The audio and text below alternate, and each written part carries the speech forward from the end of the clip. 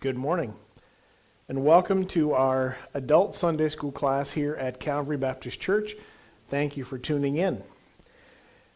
In our Sunday school, we are working our way through the book of wisdom, Proverbs. We're doing a topical study, gathering together what the book of Proverbs has to say about the different topics and about the wisdom that is found there. The purpose of the book, as we begin, is to give us the tools to acquire and apply God's wisdom to the decisions and activities of daily life. And as I've said many times before in our study, this is one of the books that showcases the love of God and the investment that God has in our lives. He doesn't just tell us that we're saved and that there's, great things coming and that heaven is a wonderful place, but He is invested in our lives right now. And He gives us the book of Proverbs to help us be able to make decisions that are wise and that are godly. How to maneuver through this world with everything that's going on. And so He provides wisdom in the form of Proverbs and in many other different places as well, but we are focusing on the book of Proverbs, dealing with it topically. Now, we've covered a lot of different topics, but the last few weeks we've been focusing on relationships. And today we're going to continue on with that and talk about children. Now, the entirety of the book, as I mentioned last week, the whole book is geared toward teaching children and young people how to make wise decisions in life. So all the verses in Proverbs are meant to be for children and young people, meant to be from Solomon to his children. But some of the verses are more specifically written to them, and so we're dealing with the topic of children this morning. Now, one note, many of you adults that are out there who are not children anymore may be thinking, well, oh great, this doesn't apply to me, or those of you who are parents may be turning around and telling your kids to pay attention. But one note is that a lot of the verses in the Bible that deal with children don't necessarily have an age assigned to them. Now, in Jewish culture, it was very early that a boy became a man, but in a lot of places, the wisdom about children does not just apply to those who are of age, but to many of the verses apply to those who are someone's child. So whether you were an adult or whether you were a young person, or whether you were a child, a lot of these principles and verses apply to the whole range. So we're dealing with the subject of children, but the principles and things here apply across the board. So just because you are a parent and you have kids doesn't mean you should lecture them now. It just means that all of us should pay attention, and these may be geared more towards those who are still perhaps living at home or in that relationship. So just if you are an adult, don't discount these things because there are wonderful principles here. But let's jump in. Let's jump into our study on the topic of relationships, specifically dealing with children. And the first one that we're going to look at is Proverbs 7:7.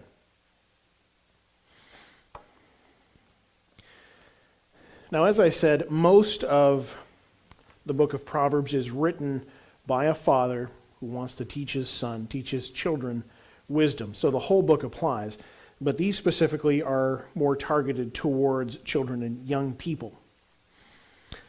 Now, chapter 7, we're in chapter 7 and verse 7. I'm just going to read that one verse, but talk about the entire chapter because it comes as a whole. Chapter 7, verse 7.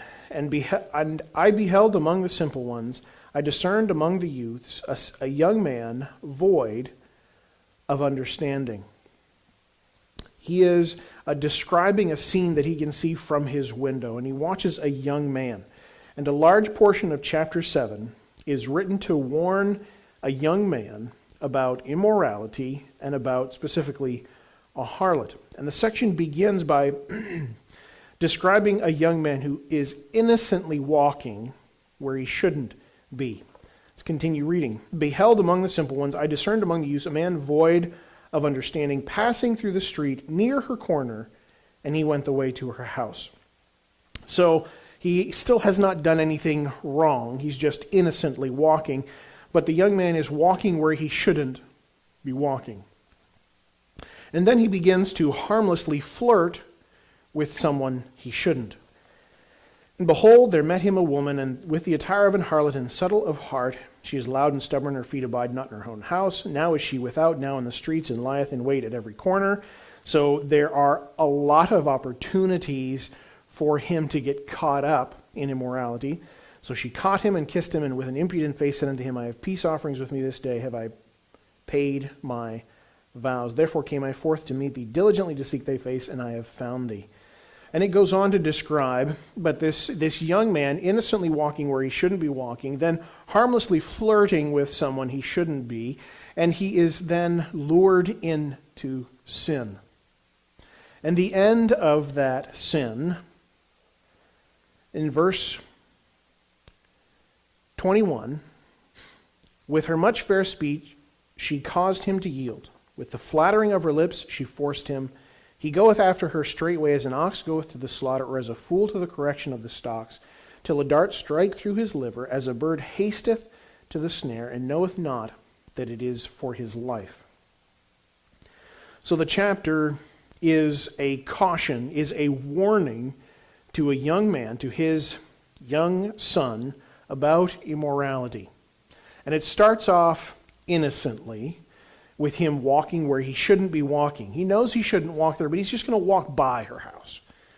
He's going to flirt with the line a little bit. And then he's just harmlessly flirting and spending time there. So it begins by walking where you shouldn't go, and then spending time where you shouldn't spend time. And then the result of that is being lured into sin, and the ending is to death. And it's a picture of,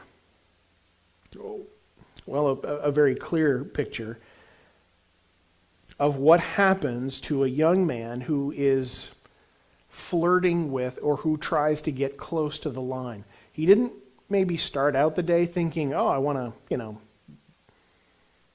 go sleep with someone, I want to have immorality. It was not what he wanted to end up in, but he was just walking where he shouldn't. He was harmlessly flirting with someone he shouldn't, and then being lured into sin, and then that just ends up in destruction. And the chapter is a warning to not walk where you know you shouldn't. Solomon wants to provide wisdom to a foolish man who thinks he can flirt with danger, flirt with sin, and get away with it. So this chapter is a warning to not walk where you know you shouldn't, and to not indulge in small sins. They always lead to more and larger sins. And I'm not grading sins there. I'm just saying, and from our point of view, we often think of some sins as being smaller sins. Some don't matter as much, so we can flirt with those lines a little bit. Don't indulge in small sins, because sin is a slope. It leads towards death. Sin is a slippery slope. Don't play at the edge. And what Solomon is trying to convey to his son is to be wise. Don't be foolish. Don't play with sin.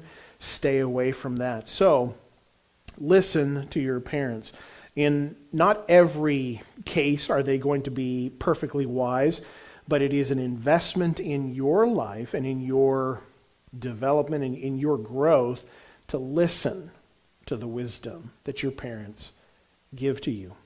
So sin is a slippery slope. Don't play at the edge. Listen to your parents' experience. Listen to their wisdom. So that's the first thing. And we go through these chronologically. That's why we're, just from start to finish in the book. So that's why we're starting off with this one. It's a chapter warning you not to walk where you know you shouldn't walk. If you know there's someplace you shouldn't be, don't flirt with the line. Don't try to see how close you can get. Stay away from it. Sin is a slippery slope. Don't play at the edge. So that's Proverbs 7:7, and the whole chapter, well, beginning in verse 6 down through verse 23, it deals with that topic. And it's a good one to know and to keep in your mind. Just like Joseph. He knew that there was going to be temptation there, but he didn't even stay near it. He left his coat in that woman's hand, and he ran out. He said, I can't sin against God, and I can't sin against I can't do that thing. I cannot do it. He had determined ahead of time that he was not going to put himself in a compromising position. And that is a very wise decision. The next one, Proverbs 10 and verse 5. He that gathereth in summer is a wise son, but he that sleepeth in harvest is a son that causeth shame. Work ethic is often something we associate with adults who have adult jobs and things. But even a child, even as a child, you should have a good work ethic. And when I say child, please understand that that means youth as well, a young person. And just because you don't have a job, if you're a smaller child, if you're still at home, if you're still in school, even if you don't have a job, that doesn't mean you shouldn't work hard at what you're doing. You should have a good work ethic because even a child is known by how they work, the work ethic that they have. So even if you're a kid, work hard. Next one is Proverbs 13 and verse 1. And if you want to follow along or if you have questions, you can post those questions on our Facebook page, or you can private message the church or myself if you have questions. And if you'd like the notes on our website, come to calvary.ca, we do have the notes for our Sunday school posted there. I believe I posted those there. The next verse, Proverbs 13:1. A wise son heareth his father's instruction, but a scorner heareth not rebuke. The principle, very simple. Listen to your parents' instruction. If you've done something wrong, even if you don't think you've done something wrong, and you are being instructed or disciplined in some way, listen. I put up a quote from one of the commentaries that I read. It says, "A wise son submits to the discipline of instruction. The scoffer won't have it. He thinks he has all the answers and refuses to be corrected."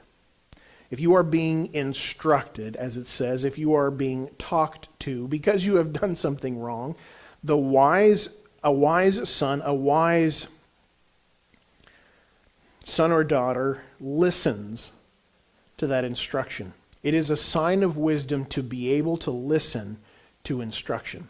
It's not a nice thing to do. It's not a nice thing to be told you've done something wrong. It's not a nice thing to be disciplined or reprimanded. But it is a sign of wisdom to be able to listen to that reprimand or that instruction and gain wisdom from that. Whether you believe you have done nothing wrong, there are still things to be gained by listening to instruction. So listen to your parents' instruction. The next one is a selection of verses. It's a section of verses that all kind of go together, that have the same kind of principle behind them. And so I'm going to read all three of these different sections and then just make a couple points. The first one is Proverbs 15 and verse 20. A wise son maketh a glad father, but a foolish man despiseth his mother.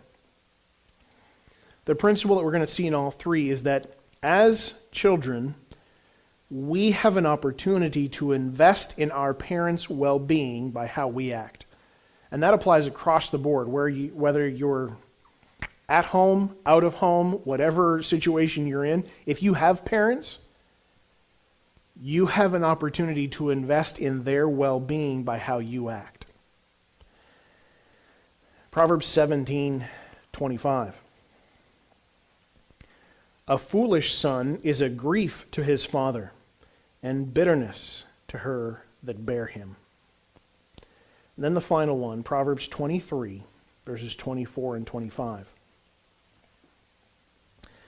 The father of the righteous shall greatly rejoice, and he that begetteth a wise child shall have joy of him. Thy father and thy mother shall be glad, and she that bare thee shall rejoice. As children, as a child, if you have parents at all, you have an opportunity, even if you don't have parents, if you have people that are looking after you, that care for you, as children, you have an opportunity to invest in your parents' well-being by how you act. Your actions will have a great impact on their emotional well-being. So you have an opportunity to invest in their happiness and in their spiritual and physical and emotional well-being by how you decide to act and interact with them. Now back to Proverbs 19 and verse 26. This ties in closely with the previous set of verses, but from a slightly different perspective. Proverbs 19:26, he that wasteth his father and chaseth away his mother is a son that causeth shame and bringeth reproach. Now, that first portion there, he that wasteth his father, to waste means to assault or to destroy. And the principle is a very simple one. It's don't mistreat or abuse your parents verbally or otherwise. It is incredibly dangerous for you to do that. It is a horrible thing for you to do that. And the last portion of that, when dealing with mothers, he says, and chaseth away his mother is a son that causeth shame and bringeth reproach. To chase away your mother means to throw her out on the streets without care for her well-being. If you are someone who mistreats, abuses your parents verbally or otherwise, you will be a consistent cause of shame. You will cause reproach. That, again, is part of the investment that kids, or the impact that kids have on their parents. If you're that kind of child who treats their parents this way, that is a cause of shame. It is a very shameful thing to have a child that does not care for you or that verbally abuses their parents. It's not natural for that to work, and it causes great shame and reproach, both on the parents and on the son. So don't mistreat or abuse your parents, and don't throw your mother out onto the street. Don't leave her without care. This is a person who lacks any desire to love or care for their parents. The next verse that we're going to see is just the following one, and it's verse 27, Proverbs 19. Cease, my son, to hear the instruction that causeth to err from the words of knowledge. This is one that has a great deal of significance no matter where you are and no matter what stage of life you're at, because, it most directly applies when you're in school or when you're in college and when you're a young person who's just kind of starting out making decisions. But it applies anytime you make a decision, and no matter when in life, where in life you are. Cease, my son, to hear the instruction that causeth to err from the words of wisdom. The principle is very simple. It's stop listening to people who would steer you away from truth and knowledge. If you know that there's someone who does not care for the Word of God, that has just no desire to listen to their parents or to have anything to do with that, if you know that there is someone who has that complete lack of concern for truth in any way, then don't listen to them. Steer away from them. We are impacted by the people that we spend time with. So if you know that there is someone who does not care for the truth, steer away from that. Don't listen to instruction from them. Don't take guidance from them. And limit your time with them. Stop listening to people who would steer you away from truth and knowledge.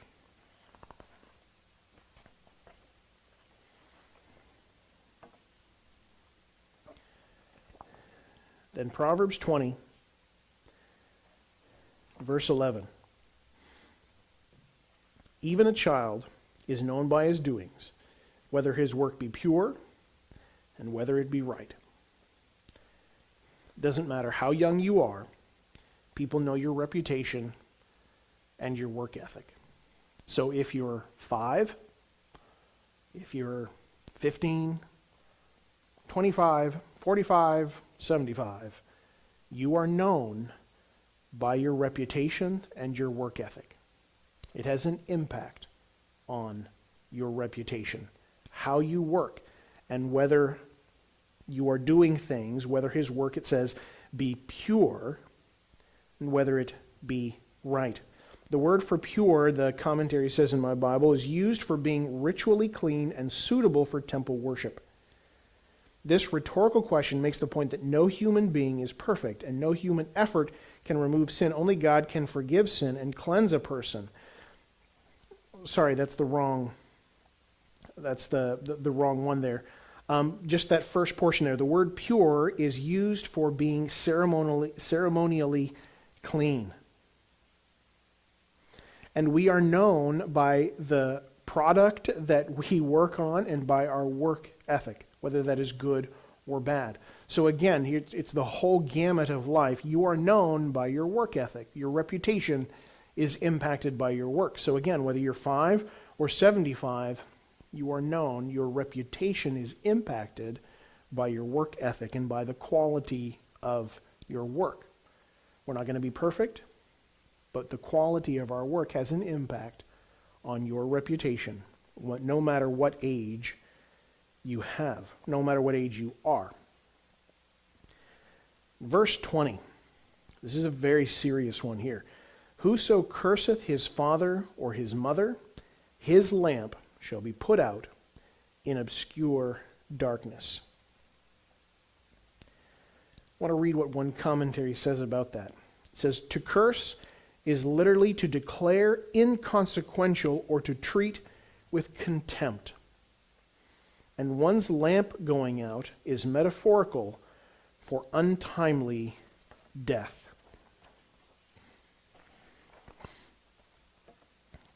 Whether that means that that kind of lifestyle leads to an early death, or whether it means that God might cause an early death in someone who curses their parents, I don't know.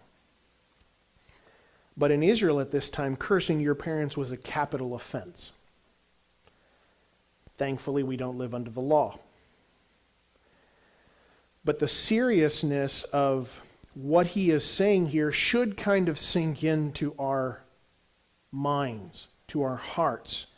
To curse is to render something or to call something inconsequential or to treat it with contempt. If you have zero time for your parents, you could care less about what they have to say. If they're just unnecessary in your life, if you have contempt for your parents, that is a very dangerous thing. And living with that kind of lifestyle, that kind of mentality will lead to an early death. Sin is serious, and all sin has consequences.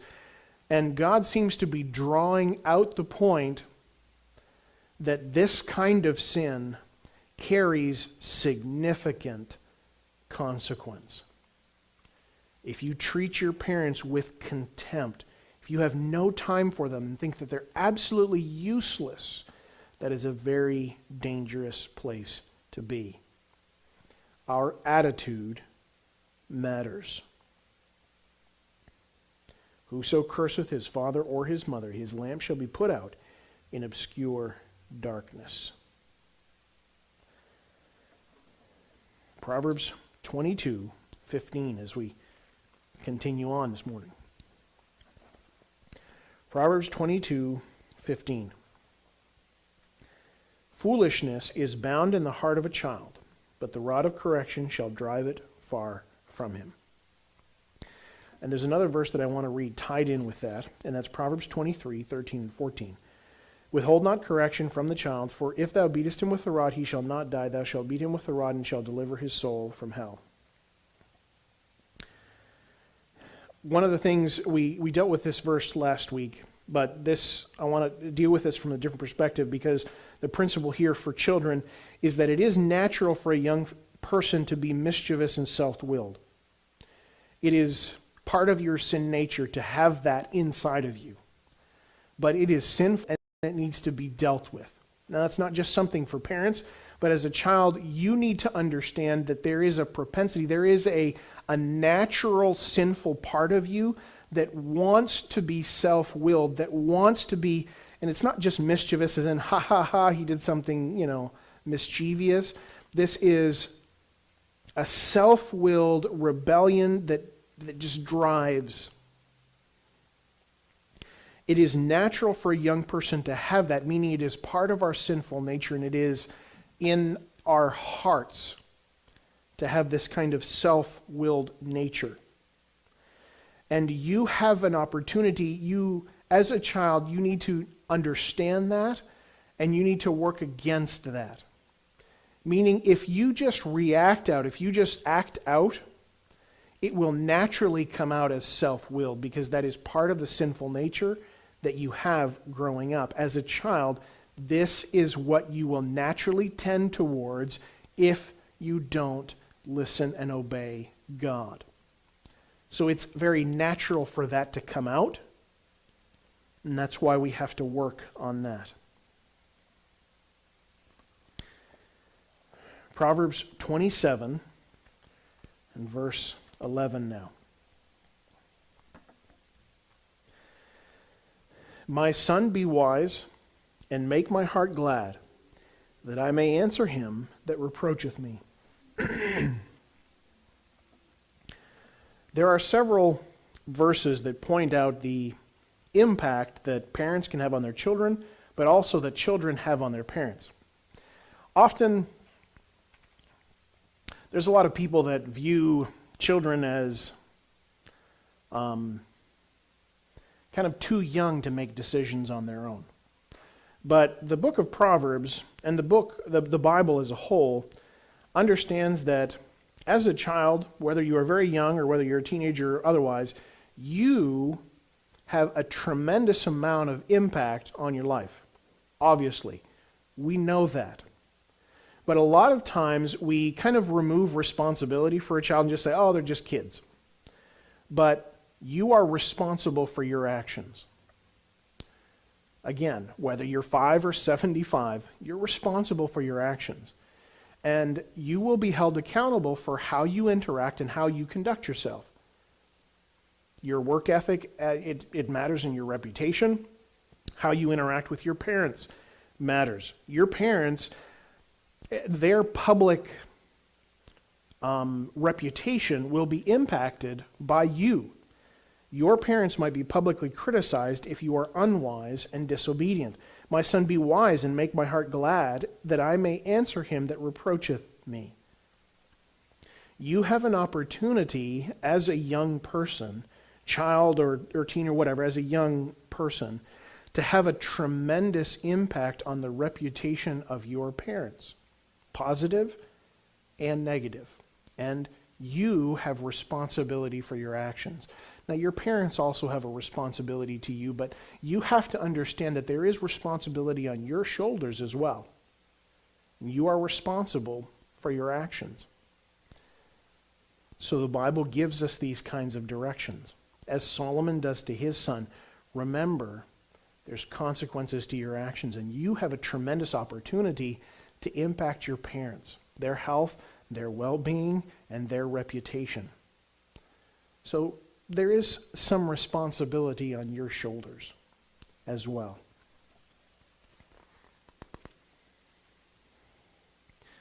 Now we're getting down towards the end of our time. And we're not going to make it all the way through these. There's just a few more. In fact, I think I'm going to close it there. The next is a chunk that kind of goes together, a few verses I think that go together. So We're going to continue on with that next week. But I'll close with just a reminder. As I said at the end of those verses, we are all someone's child. So the principles here impact all of us. And we should take note of the principles here. Remember that you're responsible for your actions, whether you're 5 or 75. So take that to heart. Remember that. You may still be very young. You may consider yourself very old. Either way, you're responsible for your actions. So bear that in mind. And you have an opportunity to invest in your parents' well-being, in their emotional and in their spiritual and physical health, by how you act and how you interact. So keep those things in mind. God bless you, folks. We'll see you later.